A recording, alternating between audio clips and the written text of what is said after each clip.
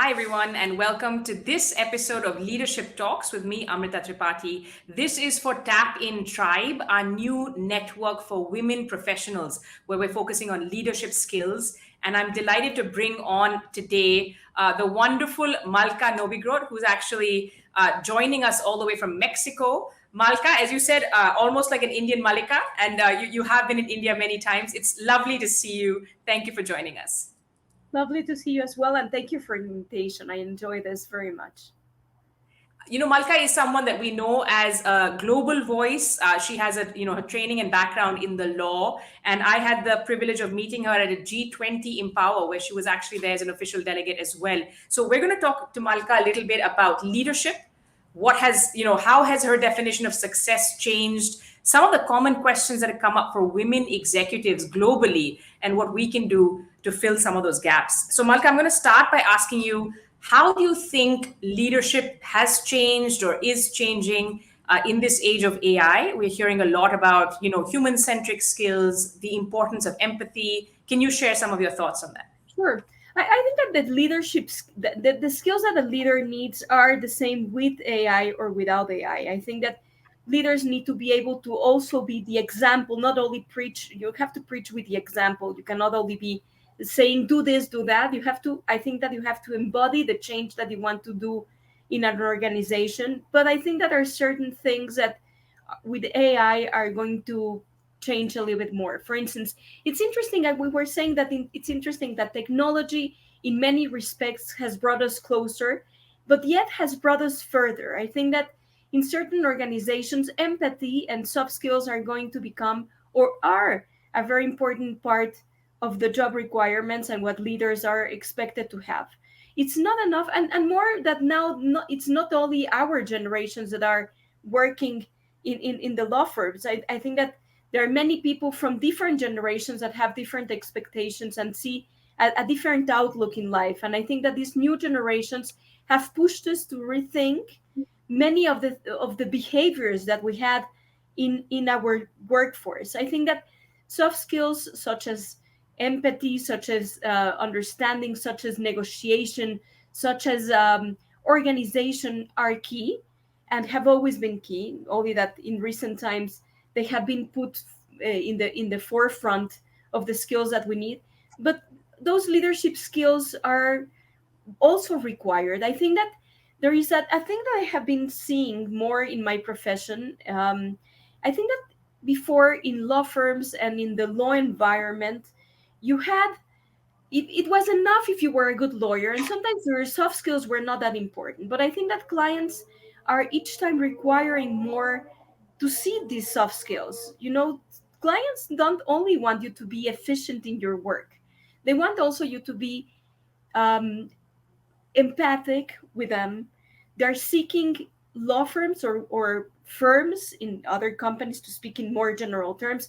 They're seeking firms that are embodying the values that they preach, meaning that they are diverse, that a workforce has equal pay, that diversity has transcendent to be only equality between women and men. They want different generations that have a different that can connect with other clients. Now clients of millennials are being our primary clients, and sometimes older partners are not being able to communicate effectively with this new generation. So if you have your workforce that is diverse and a workforce that embodies all these new ideas and can communicate with different clients, this is something that different firms are looking for.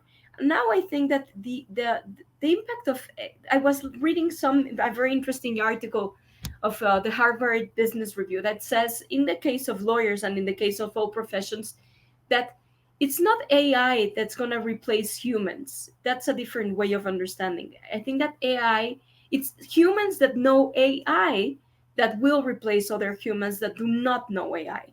And I think that what does that mean specifically? I think that AI will replace a lot of the tasks, the menial tasks that many professors were carrying out. And I think that that people are going to have more time, or at least lawyers, let's put it in terms of lawyers, are going to have more time to concentrate on really how to solve problems, how to connect with your clients. And I think that leaders will emerge. It's leaders that have social skills and empathy and can understand more their clients and can understand more the business that has shifted from just being task oriented to much more people oriented. And I think that people that can understand that will be able to climb the social ladder and the corporate ladder and all this works. And I think that that is something that we're seeing. um, Yeah. I think that women are placed well in that.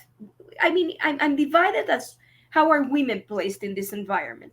I Mhm. think that sometimes women are very empathic, and that is a good thing. And I think that there is a much more, there is a greater eagerness to promote women. What I think that is lacking for many women is financial skills. I think that still women lack, um, I cannot speak in general terms, but I think that women have to be more financially oriented in how they perceive the business and have to understand not only, like for instance, in I'm going to speak a little bit more of law firms. No, law firms, it was enough the female partners to know their subject, and now it's not enough. You have to know financial matters. You have to understand the law firm as a business, and you can translate what I'm saying to any other business. It was Yeah. enough you to be efficient in your very limited field. That is not enough. You have to understand the business you have to understand the business in financial terms. You have to be able to speak in financial terms, and that is something that I am seeing that has shifted enormously. But I think that women still lack a lot of financial skills in broad terms. Yeah, and it's so interesting. We're seeing that we'd actually asked several of the women we interact with here, and it sounds like financial planning, negotiation skills. These are still areas that need more attention. I want to ask you, Malka, because you really are a global citizen. You have lived and worked in different regions of the world, and you interact with so many global women as well. What are some of the stereotypes or biases, that you think still might actually exist that we have to be aware of? And I'm just going to share, I think, the slide. This came out from this UN report last year, that there was a report that said 9 out of 10 people hold fundamental biases against women.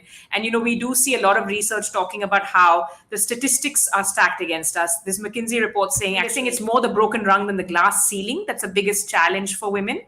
When we talk to women, a lot of the women who are leaders have actually spoken about having to overcome these. Yes, the reality is that there are so many things stacked against us, but we need to overcome them. Are there any common stereotypes or biases you've seen across the world for senior women executives, especially?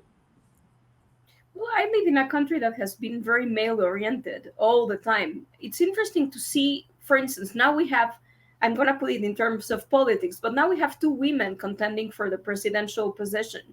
And you see immediately the biases that we also have in the workforce. One of them is, will she be capable? The other one is giving positions out of this diversity and not because we deserve it.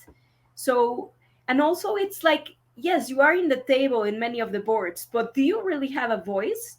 Or are you relegated to, okay, let the woman speak, and because she has to speak, not because she has something to bring to the table or she's disruptive. And I think that there are those biases also, as here we have an issue with hiring women because they have to go and back and see for for their children, and they are the ones that not only bring bread to the table, but they are the bread givers. But they're the women that have other priorities. We also want each time more work life balance, and that is some aspiration that I have had for a long time. It's not the same single women than women that have decided to have a family, to have children, and I think that that is very important. I think that another thing is important for me now as a leader. I always want to be. I tend to be a disruptor. Usually, companies bring me because I'm disruptive in many ways. Yes, I am a lawyer, but I have been evolving in many things. I've not worked in the law all the time. I've been in marketing, I've been in business, I've been in development, and that brings some sort of disruption to the table. I think that When women tend to be disruptive, contrary to men, we're sometimes given, we're sometimes considered troublemakers, or it's not seen in the same light than a man that's being disruptive. I think that we are seen as, oh, she wants to be problematic, and those are all the biases that we have with respect to men. You know, when a woman wants to be bossy or a woman wants to be assertive, it creates a conflict sometimes in these male centric environments.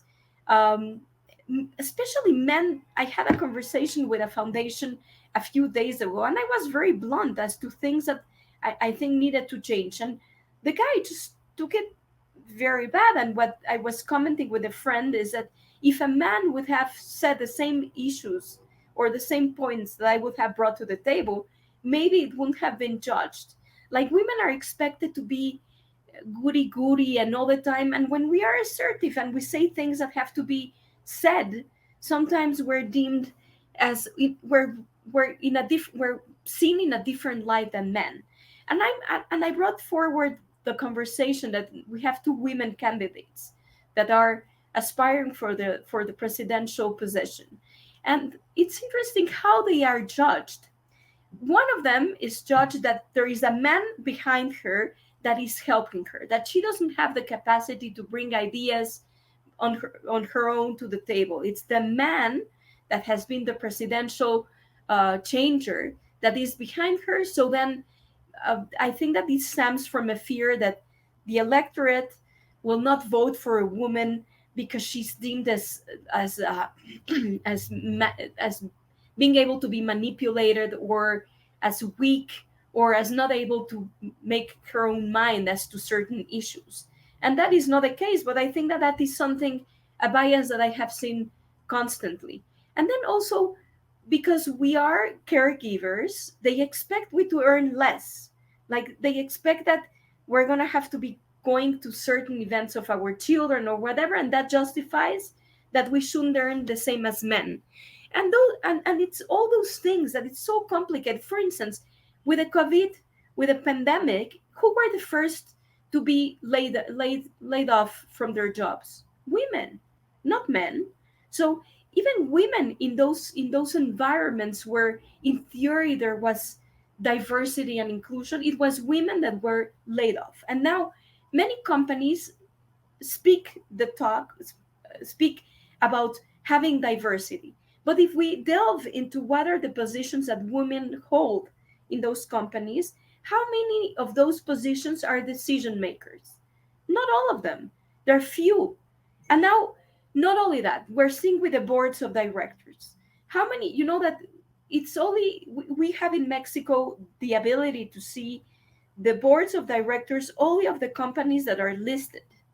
But most of the companies that are not listed, first of all, I suppose that India is a little bit the same. Here in Mexico, we have 95% are small and medium enterprises. You know, there are small companies, and the rest are big companies that are listed in in in in the stock exchange. Let's speak only about the stock exchange. The women that are, few women are in boards of the stock exchange. Now we have each time more. We have, I think that around 10% of those boards have women, of those companies have women. But the question is, what are those women doing in the board? Are they there because only to have a check mark that women are on boards, or are they really having an influence in the decisions of companies? And I think that more has to be done. There's different foundations and there are different groups here in Mexico that are led by very interesting women, that each time our voice is being heard much more, but there is a world of things to do. Now, what can we do? I think that we, as I said before, there are certain skills that we need to learn. One of them is the financial one. We have to take much more this leadership position seriously. When I was in the G20, and we met in the G20, we met in very interesting women that were super empowered and they were leading their fields. And I was very happy to see that. But the question is, if that example of women is over the board in companies in India and in Mexico? And I would answer no, that's not the case. I mean, you have women that were incredibly empowered and were saying brilliant ideas of how can we make changes in the communities. But that is not the norm. That is the exception. We have to Yeah. have much women being the norm and not the exception. And I think that slowly things are changing. I think that the pandemic was a huge setback for women in many respects. And AI will also have an impact that we have to consider. Fewer jobs are going to be available for women. Women were traditionally secretaries and administrative help. And AI will substitute many of those jobs. So the question is that I believe there is going to be a much greater competition to have these important jobs in the workforce. Yeah. So women will have to overcome and adapt to new skills because those jobs that women performed in an ordinary way are going to start to be reduced. You are not Yeah. going to need so many secretaries. Like, for instance, if you go to many shops in the US where before you had, like, um, there is a very renowned pharmacy that's called CVS that before used to have 20 workers, most of them women, interestingly enough, helping clients in the to check out and with different products. Now you have two positions, and those two positions are women, and the rest has been substituted by technology. And I think that both in India and in Mexico, many of these jobs that were tellers in like like in trains or that used to perform these jobs are going to be substituted each time more. So, and these are the jobs that were occupied by women. So what is going to happen? It's a very good question to ask. What is really going to happen with women? And I think that women are going to have, in a way, we're going to be divided. Women that are very highly skilled probably are going to be able to compete in equal terms with men, or I don't know if in equal terms, but are going to be able to compete. But women that are not highly skilled are going to have a tough time because they're going to be replaced by machines. And that is something that both our countries share. I think that India and Mexico have many things in common, many. And and I think that our societies are very similar in many respects. Women have been have needed to fight for equality in in a very much more than in other kinds of societies where the idea, like in the Nordic countries, like where the idea is much more common and much more widely accepted, and the society was always built in much more equal terms. I think that Mexico and India have women have needed to come from really from very a low position to a higher position. And I think that there is a lot to do, and I think that politicians need to understand that. And it's not only politicians, also men. We have to enlist men to help together to in this fight together with us. Without men, it's not only women fighting for equality. We need also men to be our allies to fight and do a change in our companies and in our societies. Without men, and making this idea of equality and of women leaderships, we still have, for instance, I suppose that in India it's the same, but many men feel very uncomfortable with women leaders and women in positions higher than them. So how do we change these perceptions? Are Yeah. these perceptions being changed in new generations? I'm not so sure. I'm not so sure. And I think that it's something that we need to work jointly, maybe, you know. Yeah. Pulling up more seats at the table, expanding the table. And like you said, overcoming and adapting, but you do need allies. It's not something that women can just be expected to do on their own. Like you need, corporate, for example, corporate support. We need to re-envision. So I was wondering, Malka, if I can ask you for Women's Day, if you have a message. Yo no puedo hacer la entrevista en español, but if you can do it in English and then Spanish, I would love to keep your message. I cannot do it in Hindi. Excuse me. I would love to. I've been so many times to India, but still, I'm not able to do it in we Hindi. will work on both of these. This will be our joint project. But if you had a message for, it's working women out there. Or Women's Day is that one day where everyone kind of wakes up and talks about it should be more than symbolic. But what would your message be in terms of for the women, but also for the allies? And can you? I think that Women Day is important, but the message should be all the other days that is not Women Day. We have to work to make this message. It's us that have the interest to do the message that is widely available in Women's Day has to be available all the other days that are not Women's Day, and that starts by us. We have to also help other women. Sometimes women are not very empathetic towards other women, and I think that we have to promote women, we have to help each other, and we have to be less tough with other women that are trying.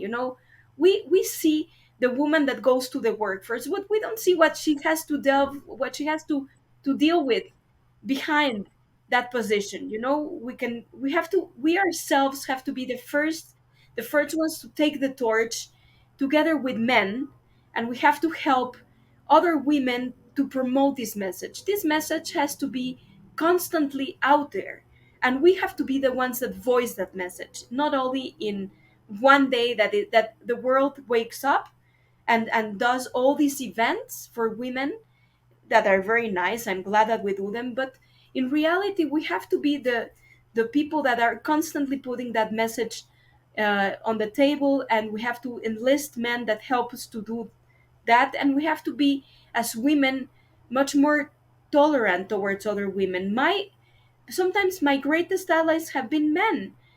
Curiously enough, it has been difficult for me sometimes to work with women. Somehow these women leaders are not very empathetic towards other women leaders, and sometimes it's like Margaret Thatcher. She used to be known for putting she was a tough woman, but she didn't put women in her around her. It was only men.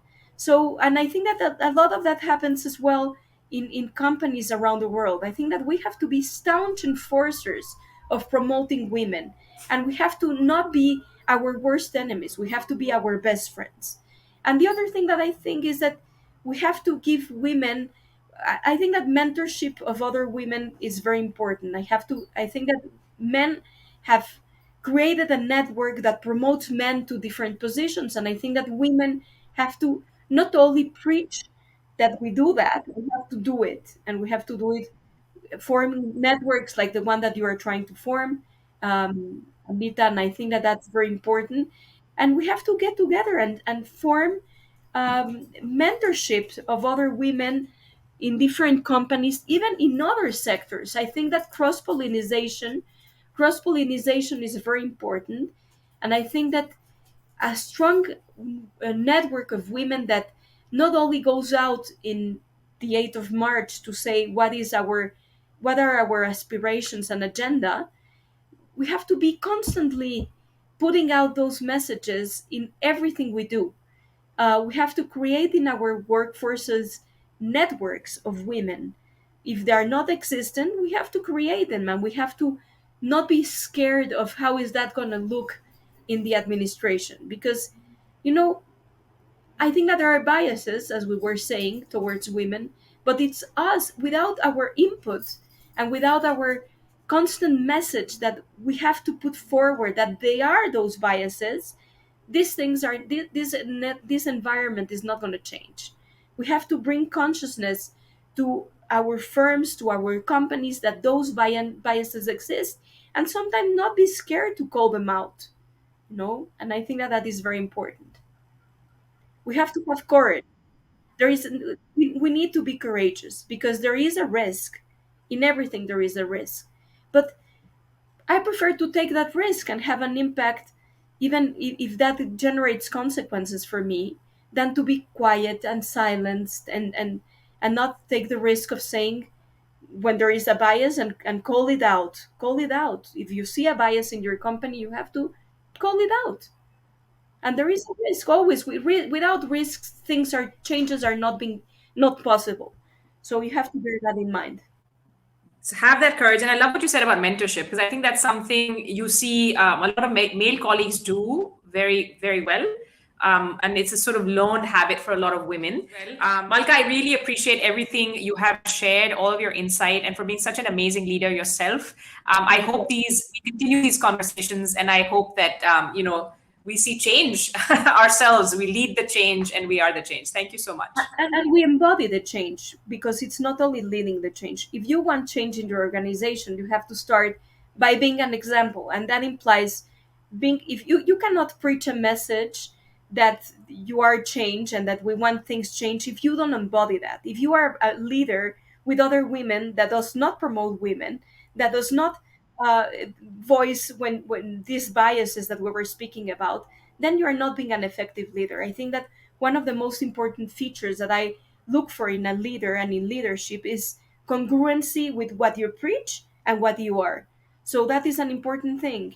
If you want women to change, you have to change, and you have to promote women and network with women and enlist men to help us do that. That I think that mentorship is important to have in women and to have a male mentor, because this is a male world in many respects. So if women have male mentors and women mentors, we can bring to the table different things and bridge the gap of messages. And I think that that is very important. No, that's fantastic. And at Tap In Tribe, for those of you who are watching, we have got together some amazing male and female mentors. We're going to actually try and tap Malkah in as well, depending on her schedule. And we hope that you'll make the most of this. Malkah, thank you again so much. It's been a privilege and a joy to listen to you and to speak with you today. Thank you. It's a pleasure to be with you, and it's a privilege as well. Thank you very much, Amrita.